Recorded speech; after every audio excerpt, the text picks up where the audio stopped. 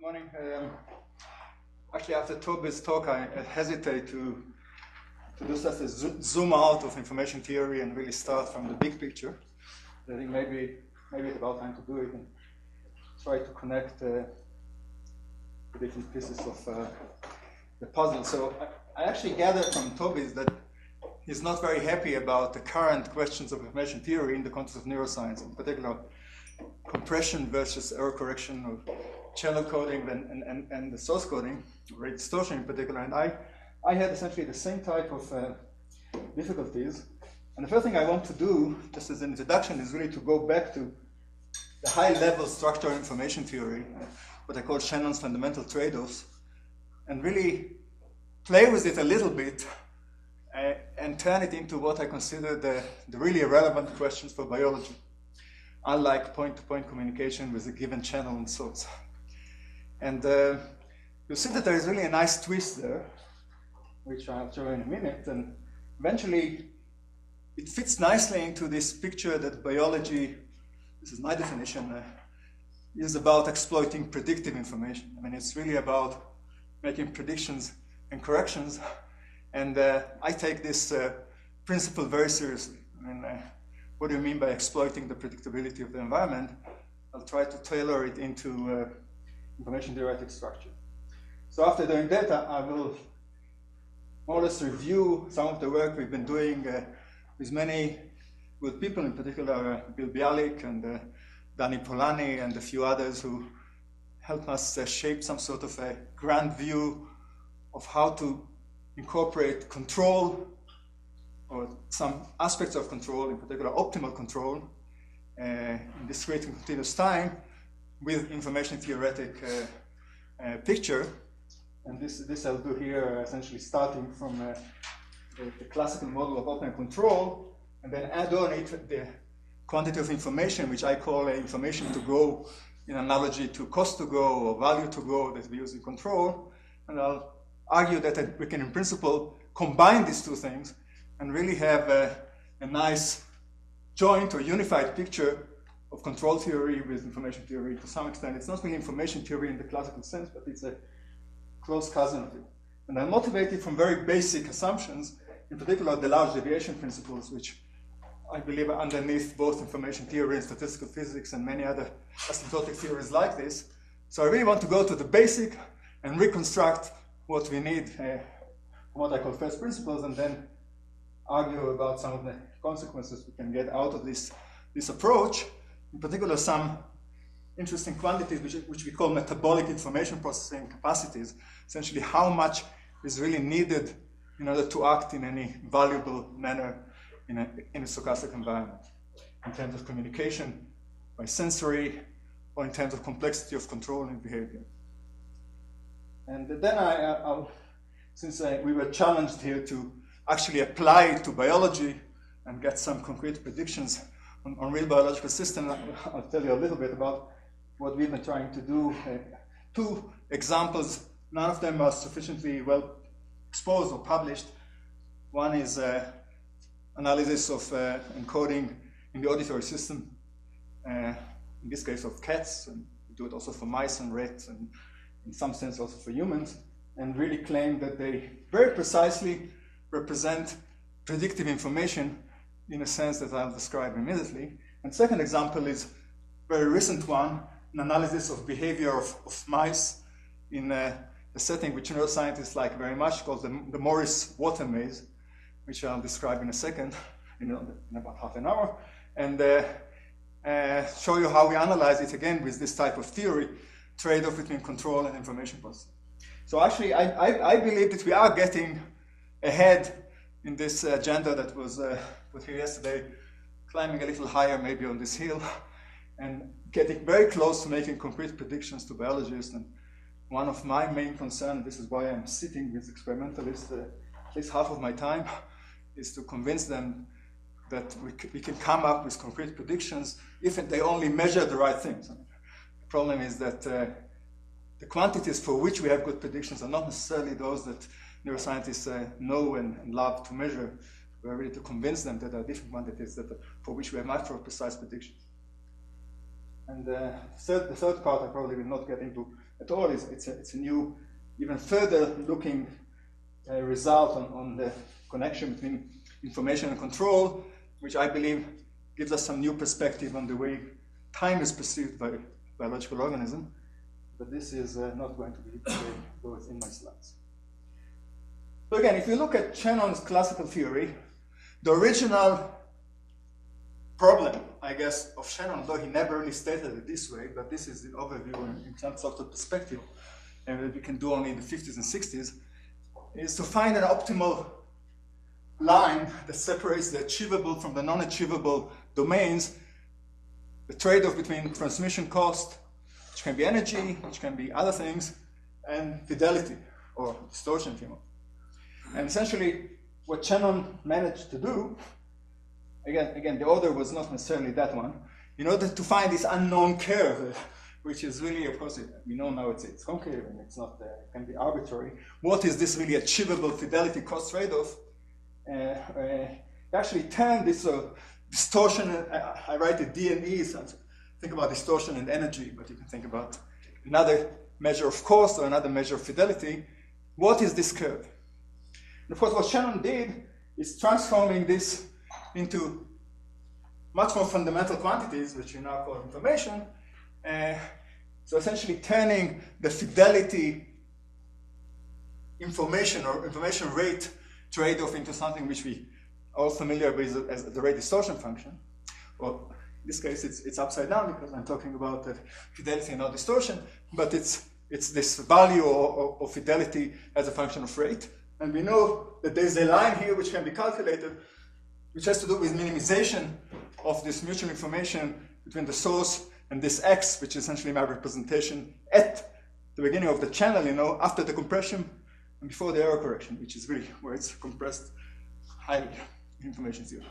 So we have a curve like this here, which is essentially the rate distortion function in some disguise. And of course, there's another curve, the information between this X and the receiver, which has to be maximized in order to achieve the optimum trade-off.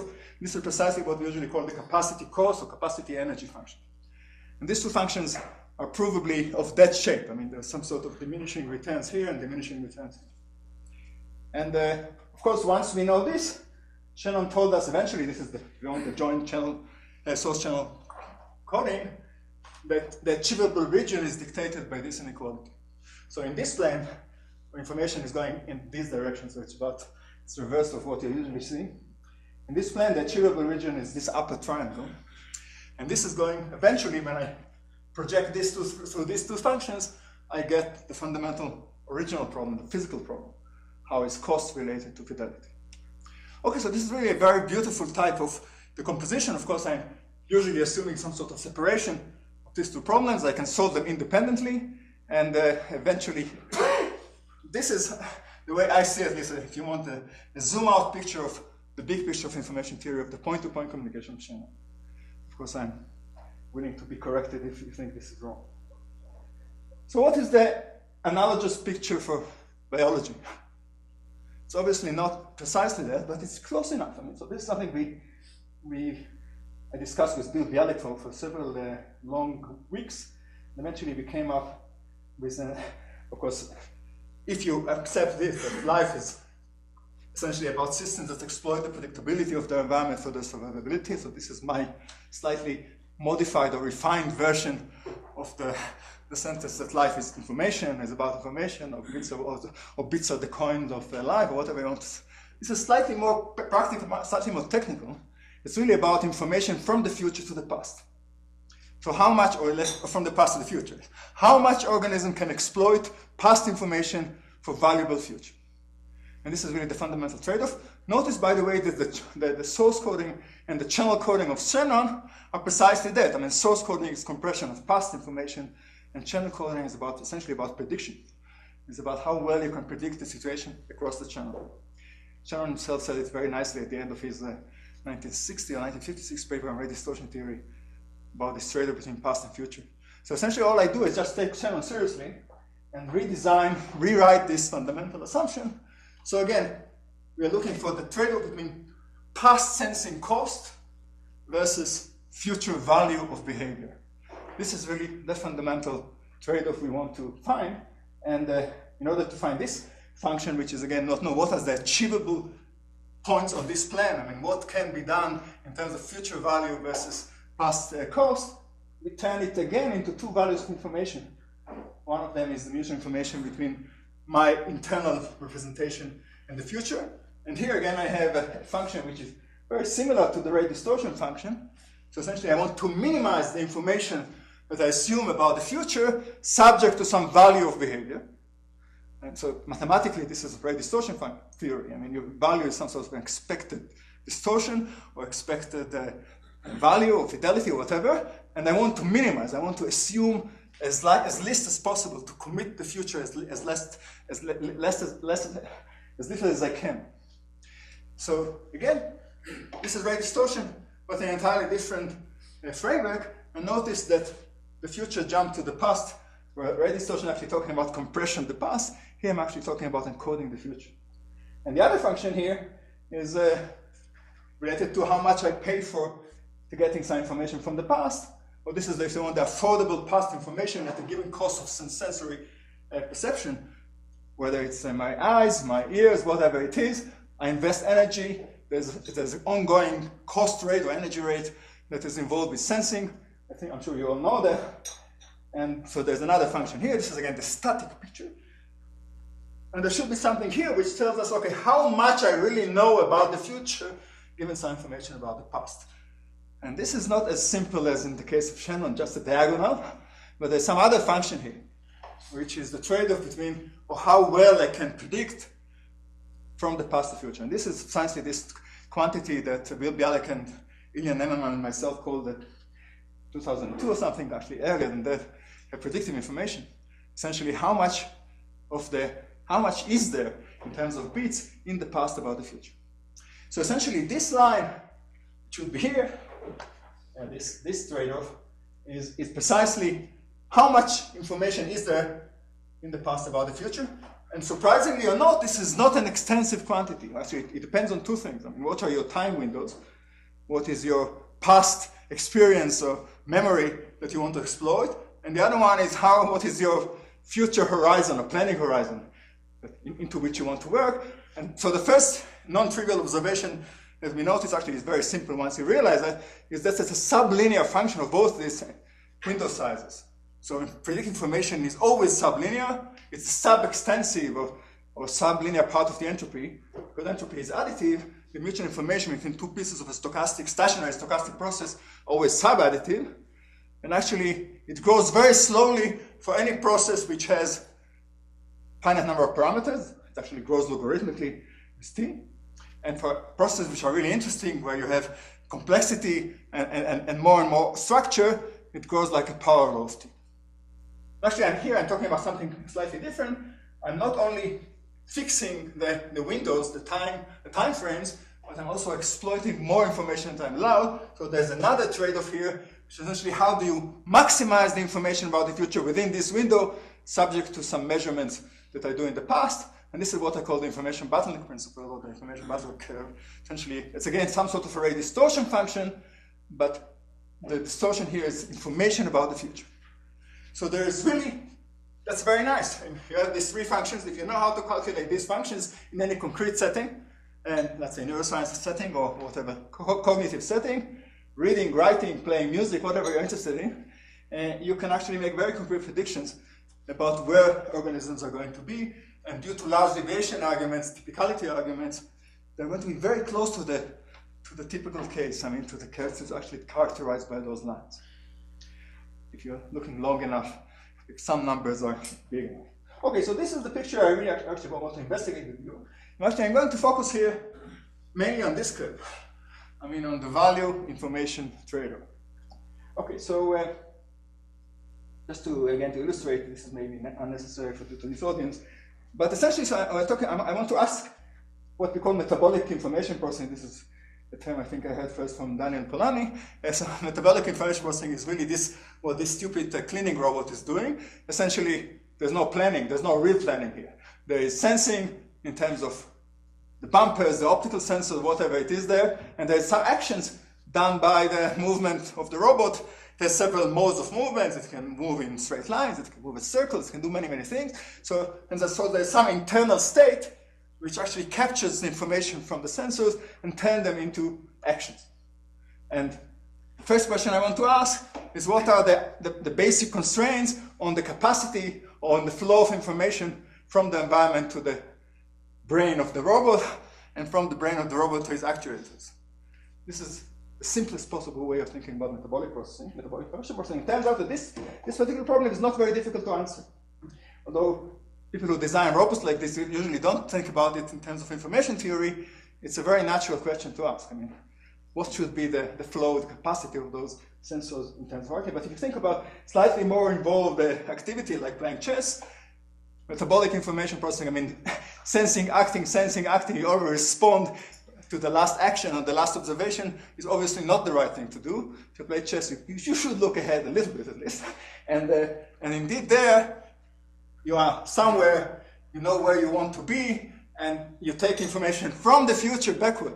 Anybody who learned something about control theory, you always know that there's these two variables, the state that moves forward and the co-state that moves backward, and essentially from the goal, essentially tells you how much you really need to know in order to plan. And you can't plan without knowledge, information about the future. So there are these two forward and backward moving flows of information, which are somehow combined together when we do planning. Okay, so this is of course optimal control. And I'm sorry, when you say information about the future, are you talking about the plan? Yeah, so I need to know that if I want to get back home, there's a sequence of assumptions that I must make about the steps on the way that will take me from here to Calgary and from Calgary to wherever I'm going and so on. I mean, it's a long sequence of decisions and bits that I really need to know. And when I talk about future information, it's precisely this information. What are my minimal requirements in terms of information in order to actually get home on time? At a certain price. You're separating that from planned.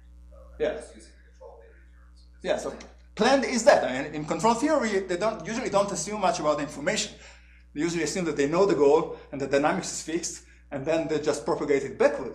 But if you put a little bit of uncertainty on that, I mean, some noise, like in the Kalman filter or in the LQG or something like this, you immediately encounter uncertainties which has to be corrected by measurements. And this is precisely what I want to measure.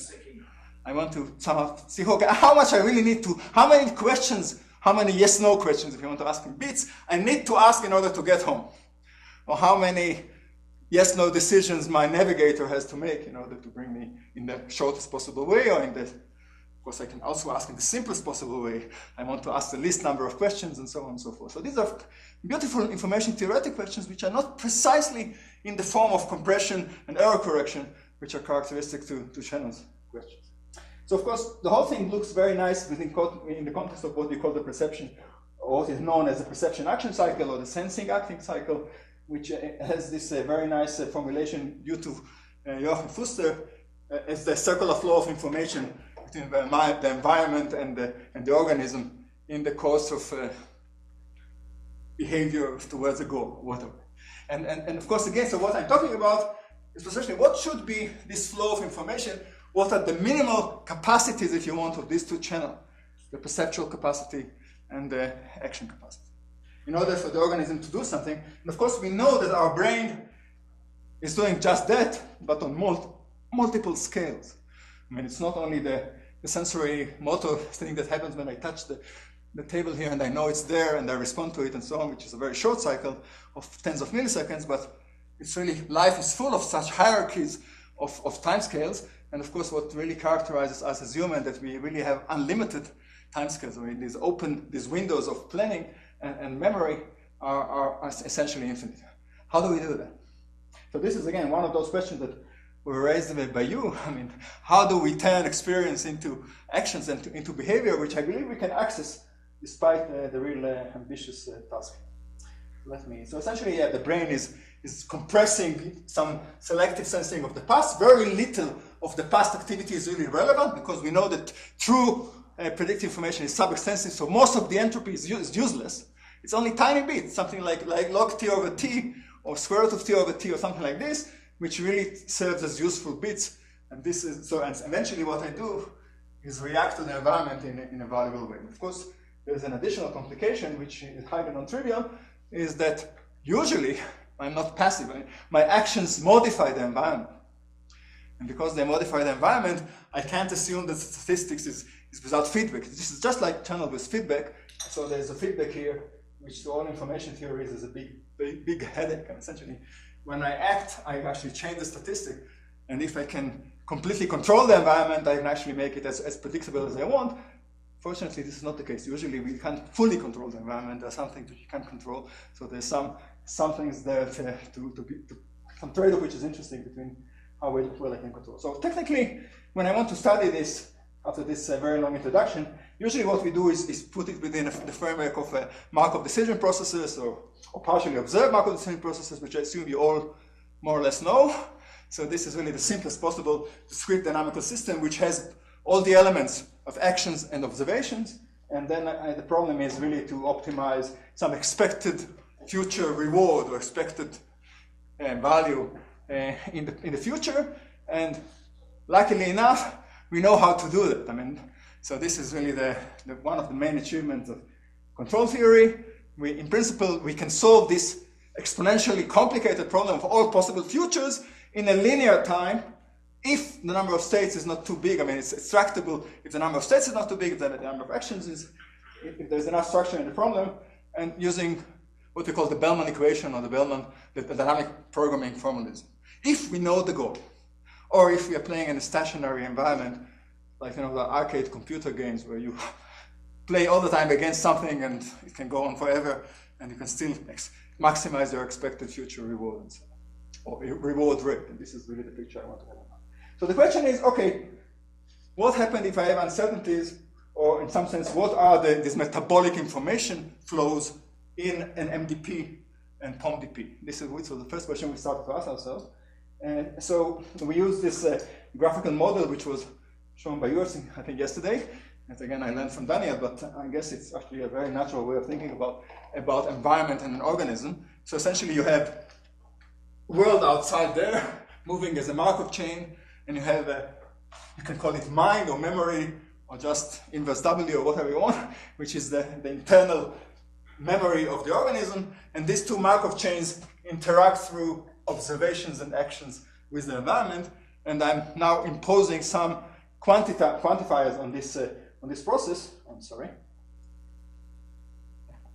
Would the memory include the state of the plant?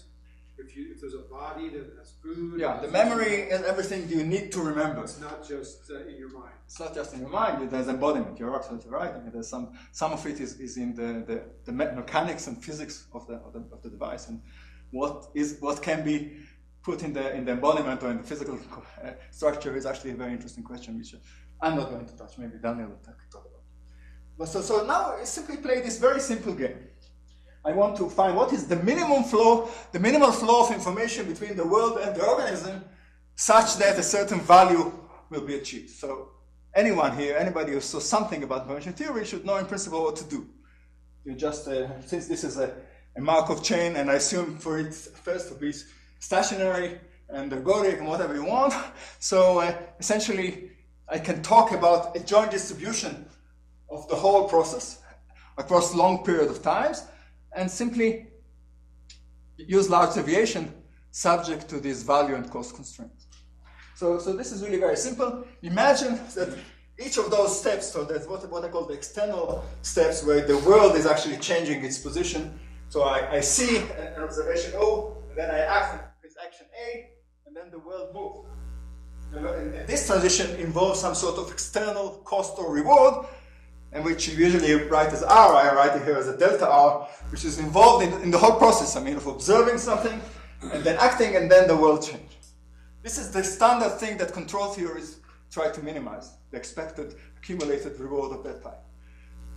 But there's actually something very interesting, which for some strange reason, reinforcement learning people and control theorists don't really easily see.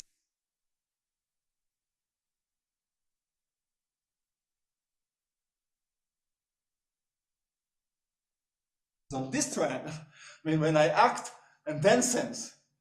So of course, if my environment is what I call information, I play information game, like the 20 question games or things like this, my actions are actually measurements or questions, and the reaction of the environment is not I'm not just act, sense, and then act. I'm act and then sense in order to gather information. Of course, in general, we do both. I mean, our actions are both activating, moving somewhere, doing some useful thing in the world, hopefully, but at the same time, they provide us information about the next action.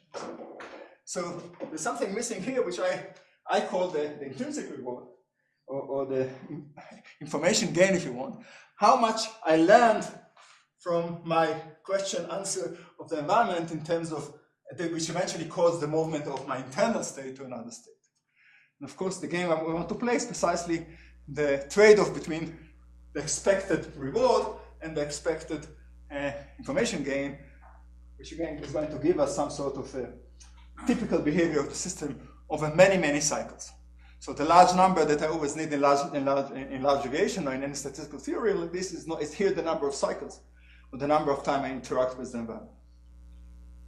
So using large deviation, which again here I suppose I don't need to review, what we assume, and actually this was a result of many other attempts to do it directly with predictive information, which didn't work, because the predictive information is, as I said before, it's sub-extensive. I mean, it doesn't grow linearly with time, whereas the reward grows linearly with time, and we couldn't put them together in any reasonable variational problem, because if you have like entropy, and the fact that the reason statistical physics works is the energy, both energy and entropy are extensive. I mean, they grow with the size of the system. Here I have something which grows with the size of the system, like the reward, and something which grows sublinearly with the size of the system. And this for any physicist, at least, this is immediately a no-go. I mean, something is wrong.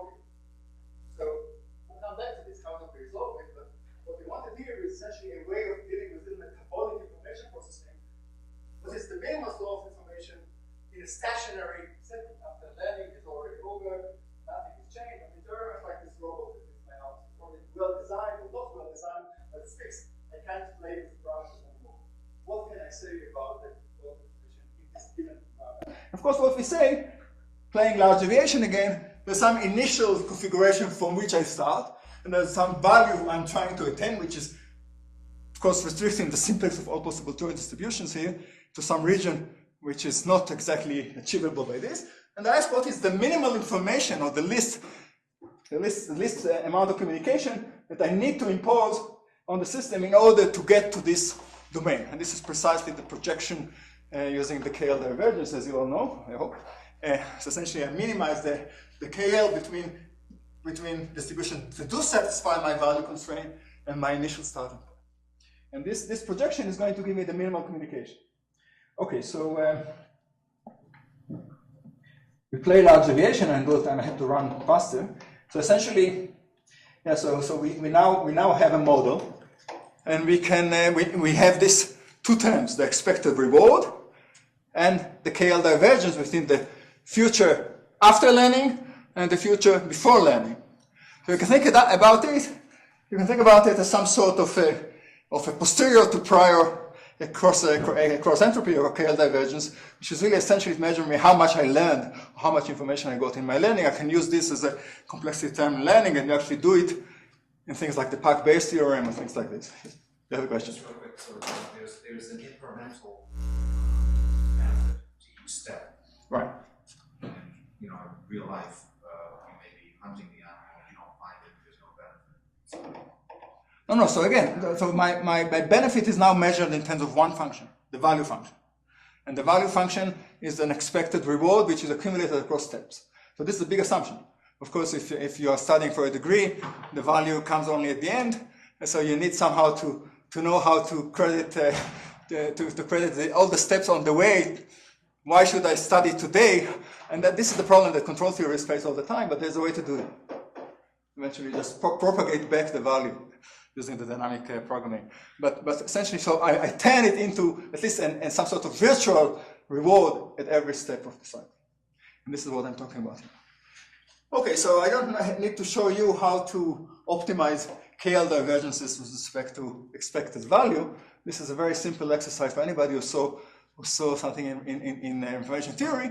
But the nice thing about it is now I put in my KL the post-learning distribution of this MDP and compare it to the pre-learning distribution. Now, what should I choose for the pre-learning distribution? So my assumption here was the simplest possible assumption. The actions are completely arbitrary, unrelated to anything. This is the stupid before learning. And the memory, there's no memory, which means I don't have any Markov connection between my memory states.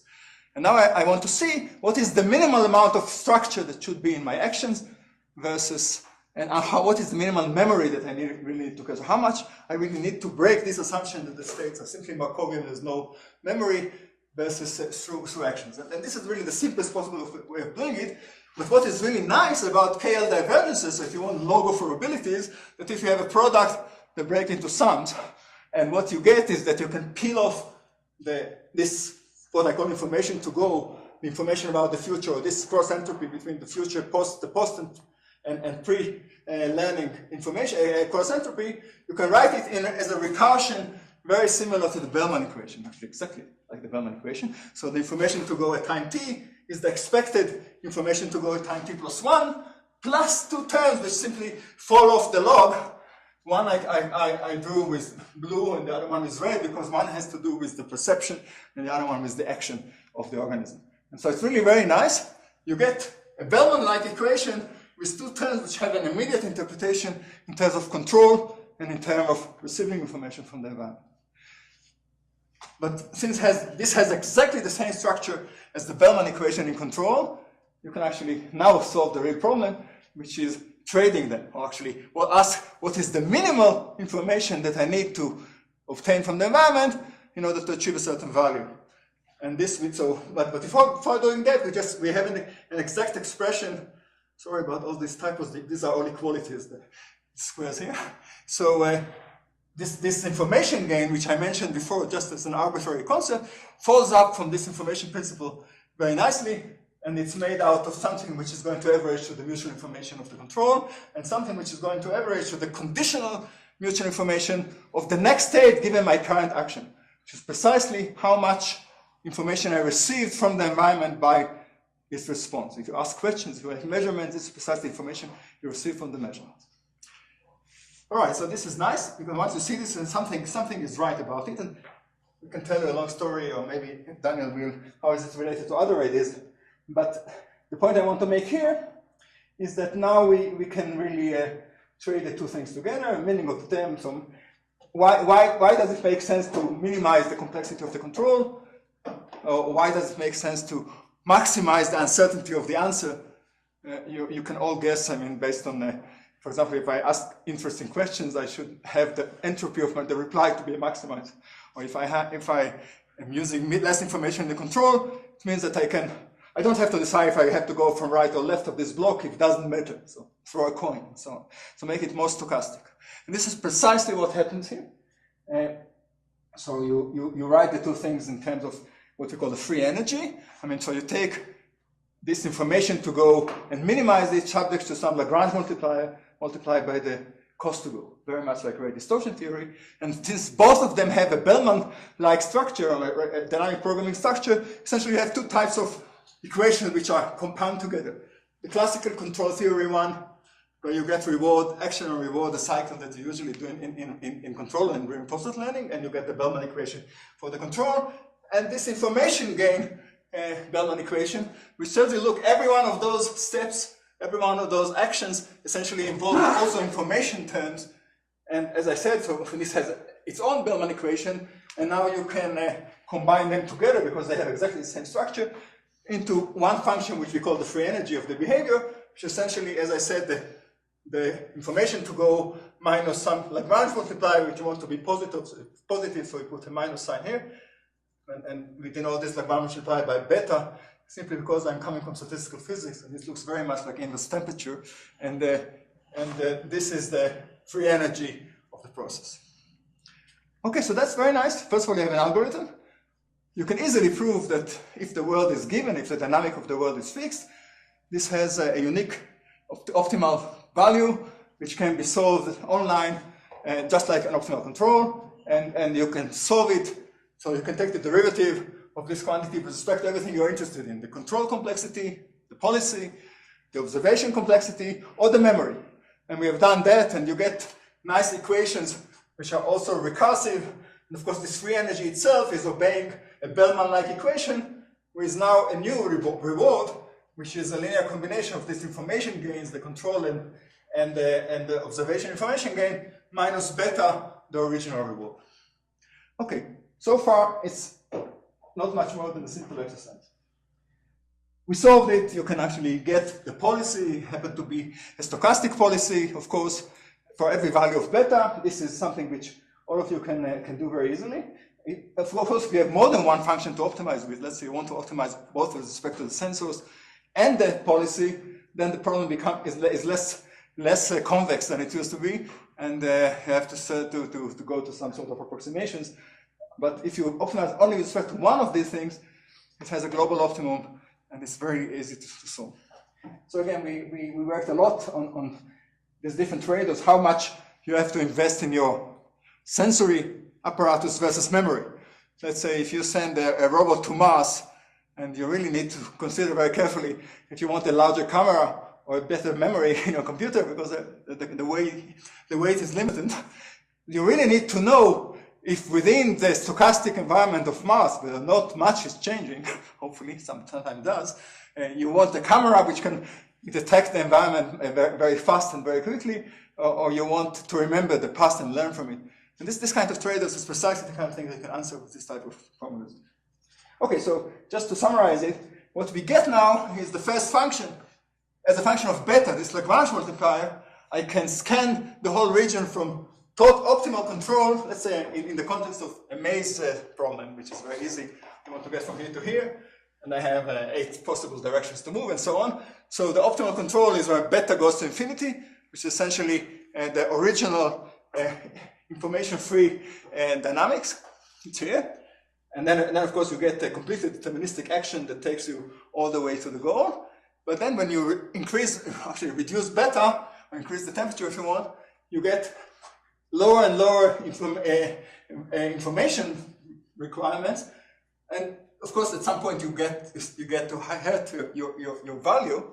But notice that for this particular toy problem, of course, you can do, in order to solve the original problem, you need 70 bits. What I mean by 70 bits, 70 binary questions, yes, no questions, or if you want each of these junctions is 3 bits, so 70 bits, that's what you need in order to get from here to here. If you have to ask someone what to do with every step.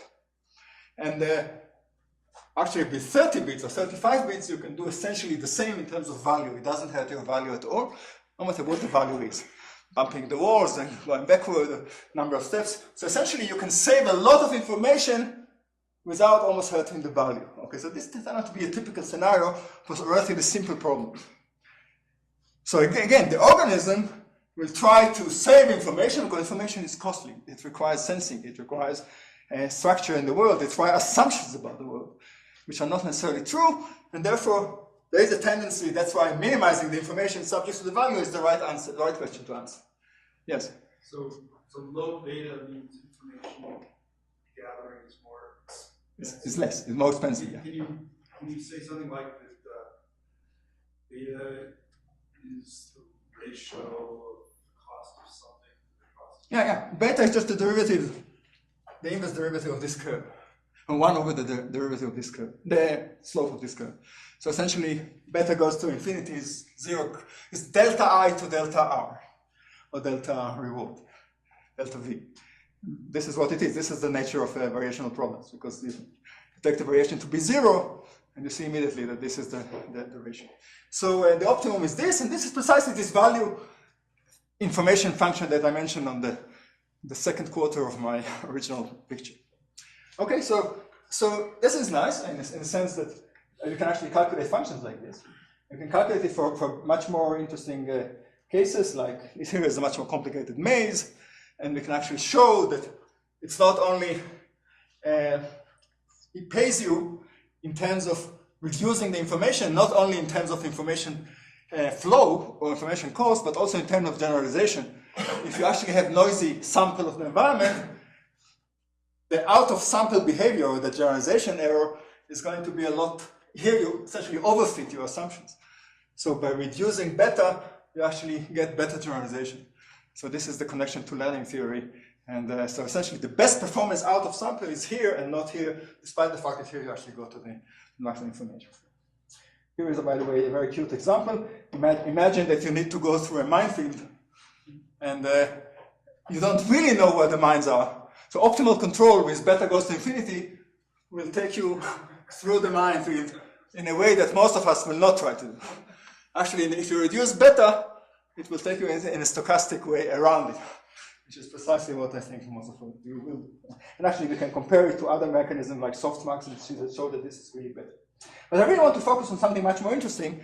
So, information theorists are very excited by information theory because Shannon theorems usually give us trade-off between two quantities. One of them is physical, like the code length, or the energy, or the error rate in the channel, or whatever. And the other one is information theoretic. And the nice thing is that you can really put some bounds or inequalities between them.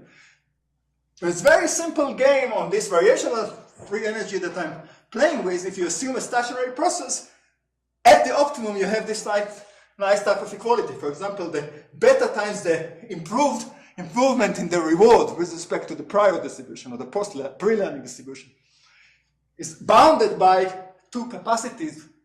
One is the control capacity, and the other one is the perception capacity, if you want. So this is really nice. This is exactly the type of theorems that information theorists like.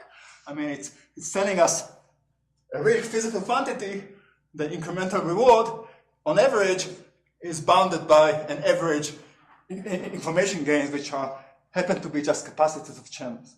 Okay, so this is cute, and you can do it also for the more complicated POM-DP.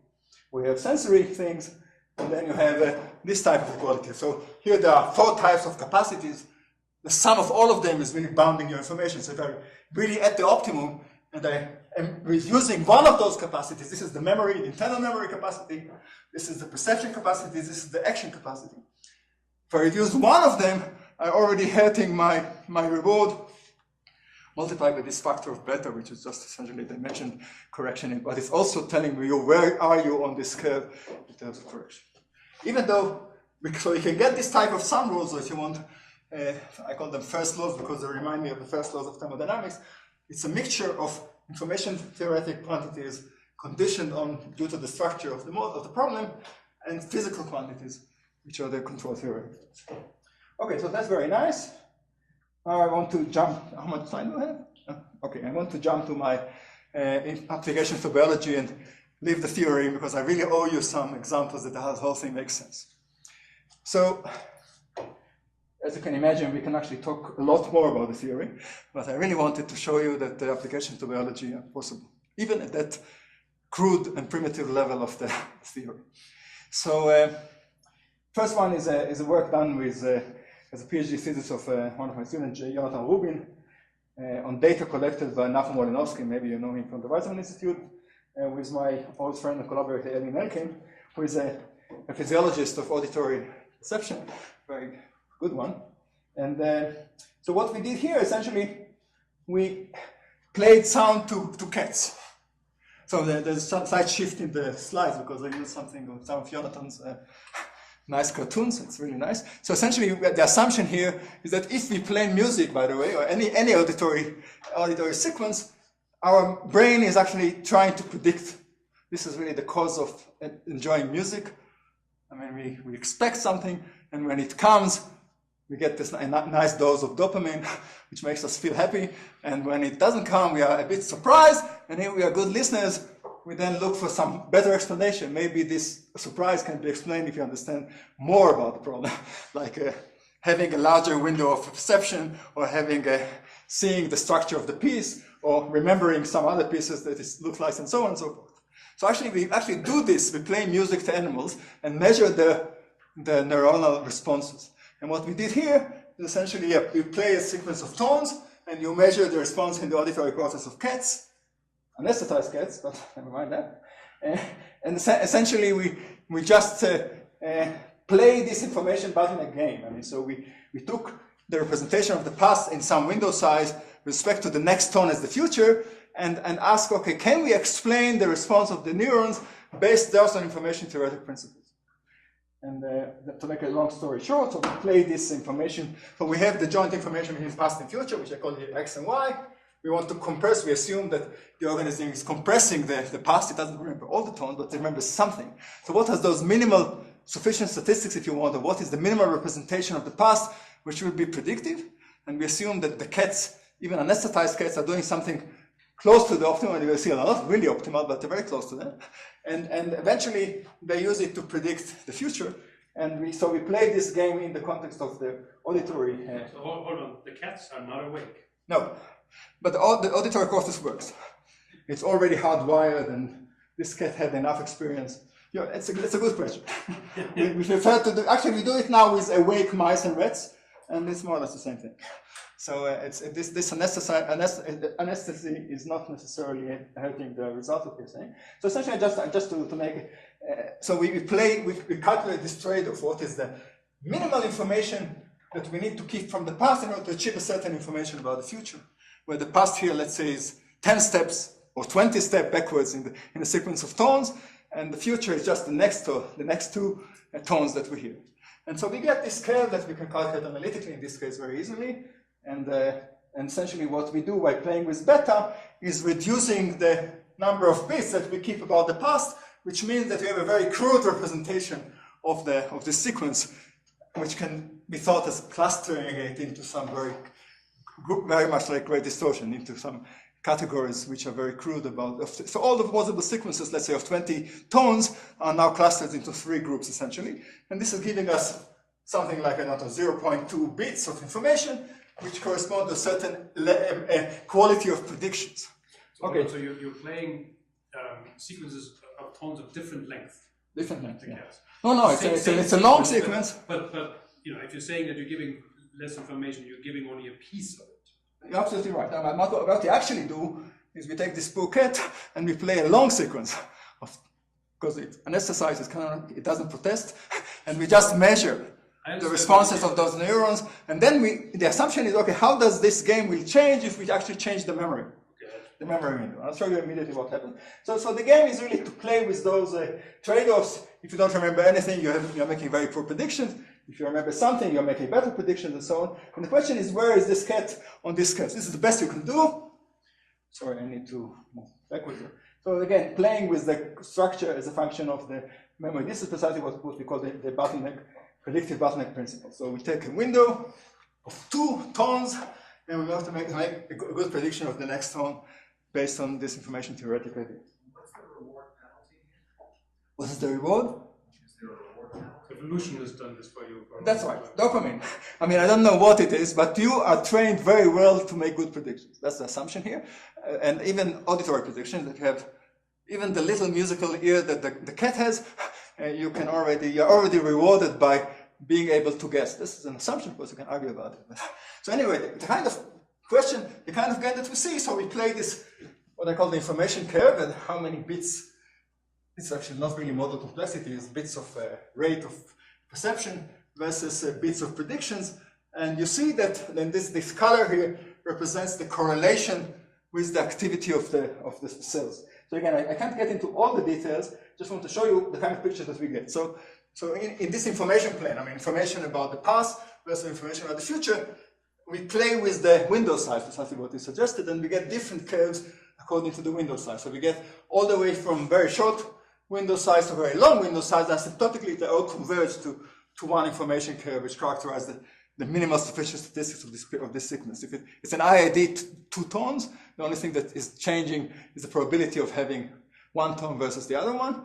So it's actually very easy to calculate the minimal sufficient statistics. And the assumption here is that the cat is doing something similar to that. Actually trying to optimize its predictability. And what you see in the colors are the correlation or the amount of explanation that we get by putting the cat anywhere in this plan.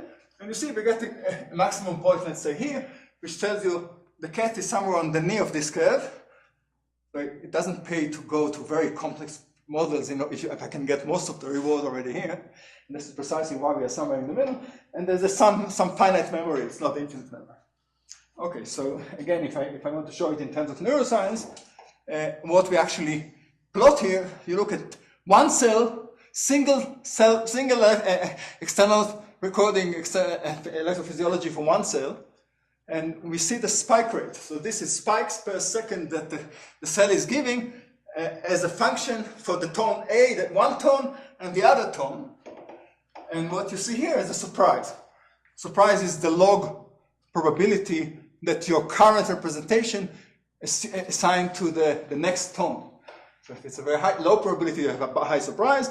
If it's a very small probability, you have a high probability you get low surprise. This, for any information theorists, is completely obvious. I have a hard time explaining it to convincing biologists that this is what you should do, but this is precisely the right measure of surprise. And what you see here is really quite striking. I mean, the number of spikes goes very nicely linearly with the surprise, where the variance is essentially all Poissonian, which means that we essentially explain almost completely what this cortical auditory neuron is encoding. You can actually look here at the distribution of the spikes a long time, and you see that the shift between these two tones, the fact that the blue tone has a much higher spike rate, is simply due to an onset response, a pulse of a burst that is coming on to the first tone. So everything is well understood in this case, and actually we do it for many, many cells, and the surprise really seemed to explain very well what most cortical neurons do in this particular experiment. Okay, so this is one example. The other example is even cuter. This is what I call the Morris water maze. So here, this is a very classical experiment in neuroscience, in behavior. So what they do here, they put mice in a pool, a circular pool, about 1 meter in diameter. And mice really don't like to swim. They can swim, but they hate it. So the pool is actually, the water is milky, so they don't really see that right here there's a platform on which they can stand. So the point is that the mice have to learn to swim to the platform as fast as they can. And they really have good incentive to do this, because they really hate to swim. Yes? Do they have landmarks around? Yeah, okay, good question. So actually there are all sorts of symbols, portrayed visual symbols, so they can actually identify where they are eventually. It's a good question because we actually play with this, to confuse them and see what happens if there is sensory noise. But at this point I don't want to talk about it. So this is really the basic experiment, and of course before learning, the mice do all sorts of random walks in the random swims, if you want, in the pool until they hit by chance the platform and stay there. And after learning, they are supposed to do it in the optimal shortest way. Okay, so we started to analyze data like this. We have a lot of people who are doing experiments like this for other reasons. They usually they do all sorts of genetic manipulations to the mice and want to see what happens if this gene is knocked out or this gene is knocked out, and essentially see if they develop memory or learning problems. And essentially, so what we see, these are the real trajectories, just ensemble of many trajectories of the mice. Before learning, they usually just swim around. They really like to be near the wall, because they feel safer there. So most of the trajectories are really pulling the walls. They're trying to get away somehow. And after learning, it's not exactly the shortest path, but something which tend to concentrate along the platform which is here. Okay? So the idea that we have is, let's apply our formalism to see if we can explain what actually the mice did compared to the optimal control theory. So here I made a few crazy assumptions. One of them is that I can model it with linear control, which means I take a linear system theory that every good engineer should know, and apply with Gaussian noise. So you take essentially what we call the LQG model. So the free model is essentially just something which we keep it in circles, so you can think about it as a spring that connected to the center, and therefore it will move in circles very nicely. This is the prior model of my modeling, and then you add control. You add some feedback control, some control theoretic arguments that you're supposed to direct your motion towards the goal eventually, and the whole effect of learning here is the learning of the control. Okay, so optimal control is telling us LQG, LQR, whatever you do. I mean, I hope that you heard about this then. And with some assumption about the noise. There's optimal filtering, Kalman filter if you want. There's an optimal control problem. You can solve it analytically, almost analytically, through Riccati equation, things like this. So there is a cost value function, which is the linear quadratic regulator Gaussian optimal control, which is just the difference between, I can cast it into some function, which is just the integral of a trajectory, the control given the location, and this is delta x because I subtract the goal from the location, plus the control. So this is my cost, if you want, or my reward. And I add the information to go, which it's not as simple as it looks, but essentially it's just the KL between the posterior distribution of the next step and the prior distribution of the next step. Both of them are Gaussian multivariate distributions. It's very easy to calculate even analytically the cross entropy between these two things. And that's what we do. And the free energy here is again the trade-off in this KL or information to go and multiplied by beta the cost to go. And now we look at what the mice actually do. So in order to, a better way of showing it is to look at the vector field of their control or their movements averaged over many, many mice. And so what you see here is again this pool, the water maze. This is where the platform is. And what you see here is what the average mice did at a different location. So what was the direction and magnitude of the control? It's a very nice vector field. Is the mouse always, put into the maze at the same point? It's a very good question. Otherwise, you're right. So the experimentalists were not that careful. They throw the mice in more or less the same point. But they're absolutely right. It's critical. So we clustered it. We have a lot of trajectories, so we clustered them according to the initial plan. So anyway, what you see here is this is before landing. It's more or less a chaotic type of field. You see a lot of rotors, a lot of circular motion, which is not necessary, and they tend to go around. What is interesting that after landing, the vector field looks something like this, which was to me a bit surprising. It doesn't show, it's not the optimal vector field. It's not taking you directly to the goal, as you would imagine. Actually, if it were, you should have seen some sort of a radial field like this, and every point just straight line to the goal. No, what they do is something which to me was a nice revelation. They seem to orient themselves first and then move to the diameter of the pool. So they move here and then they go straight along the diagonal. Other animals do that too. Yeah, we do it also. Bees. Yeah, so this is really interesting. So for me, this was a hint that they don't really optimize control. They do some sort of information theoretic optimization. I mean, they simplify the trajectory. So they want to ask few questions along the way, if you want. So in some sense, this is really interesting. They swim here, and when they more or less know that this is the right azimuth, they go there. Now, so we of course solved the optimal control problem. This is a very preliminary type of result. So what you see here are the experimental trajectories of the mice. The first day is blue, second day is this light blue, the third day is yellow, and the fourth day is red. Each point is individual trajectory of a mice moving through the, and what you see, this particular mice somehow moved in this information plane. I mean, KL, and then this information to go versus value, and this is more or less the theoretical curve that we get from solving this free energy problem. And you see that they, well, maybe it's not perfect, but they move somewhere here. They don't get all the way to beta goes to infinity. They stop somewhere in between, but essentially in terms of information, they save a lot. In terms of value, they don't lose much. Okay, let's say this is very preliminary. We are still working on this problem, but it seems very interesting. I mean, so you can actually make predictions about true behavior of complex animals using relatively simple-minded information theoretic ideas. And I think I'll stop here.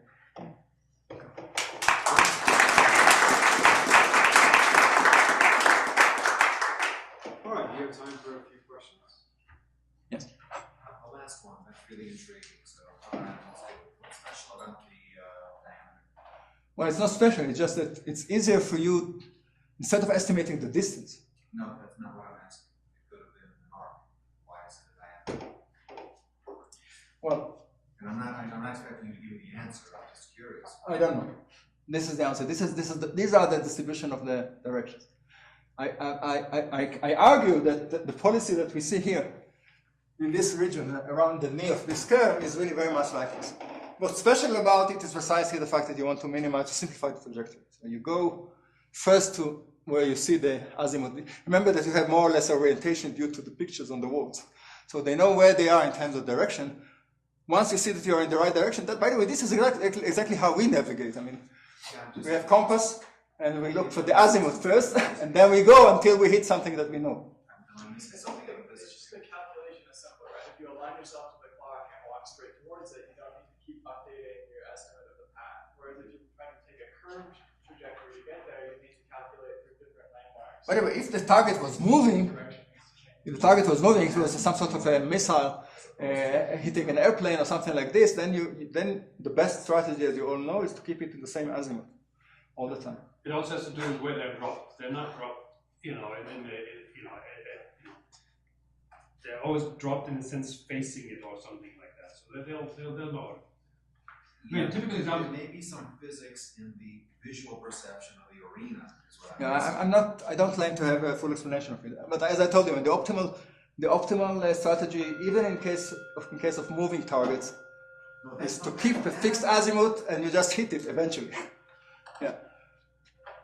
I mean, we will revisit that on Thursday, but essentially there's an element when you have a goal or varying goals, then there is a tendency, if you do an optimality criteria on information, there's a tendency to pick kind of fixed types of trajectories. So there is a preference for selected trajectories to be picked over generic trajectories.